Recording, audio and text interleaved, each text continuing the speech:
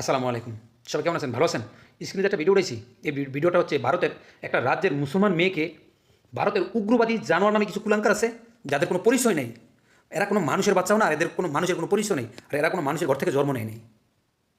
এই মেয়েটাকে বাসা থেকে তুলে এনে ৫ থেকে ৭ জনে দর্শন করে তারপরে মেয়েটার লজ্জাস্থান দিয়ে প্লাস্টিকের পাইপ প্রবেশ করে মেয়েটাকে হত্যা করা হয়। কত মর্মান্তিক ঘটনা!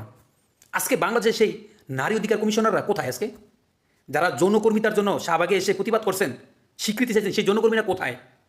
সে নারী অধিকার কমিশনাররা কোথায়? আজকে প্রতিবাদ নাই তাদের মুখে? নাকি বাথরুমে ঢিলাকুলো মুখে দিচ্ছেন? বাংলাদেশে এরকম কয়টা ঘটনা ঘটছে যে হিন্দু সম্প্রদায়ের লোকদেরকে নির্যাতন করা হয়েছে এভাবে? তখন আপনারা কোথায় ছিলেন? আর এই যে ভারতের এই যে জানোয়ারগুলো আছে, কতগুলো জানোয়ার, এগুলো কোনো মানুষের ফেরত থেকে জন্ম নেয় না তো। এগুলো কুত্তার ফেরত থেকে জন্ম নিয়েছে। এতে জন্ম হয়েছে কুকুরের ঘরে, শুয়োরের ঘরে। এরা উগ্র দিয়ে, এদের কোনো বাঁচার কোনো অধিকার নাই। এরা সারা বিশ্বের জন্য ঘৃণিত। এরা মা বাপের থেকে জন্ম নেয় না তো। এদের হিংস্র জানোয়ার থেকে জন্ম, যারা হিংস্র জানোয়ার হিসেবে পরিণত হয়েছে। আচ্ছা, ভারতের দাদা বাহাদুরকে বলি, আপনার যে লাম্বা কথা বলেন, দেখেন তো এই মেয়েটাকে কী করছে? হোক সে হিন্দু হোক সে মুসলমান, তাতে কী হয়েছে? এটা কোনো মানুষের কাজ না কোনো জানোয়ারের কাজ?